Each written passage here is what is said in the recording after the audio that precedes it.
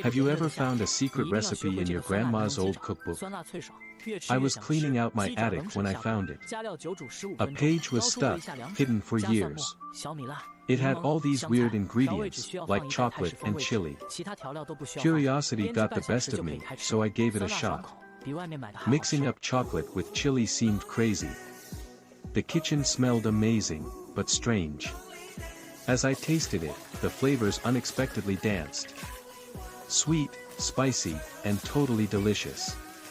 Turns out, this was Grandma's secret to winning town bake-offs. Suddenly, I felt this connection to her. It's like she was there, sharing her secret. Now, I see recipes as more than just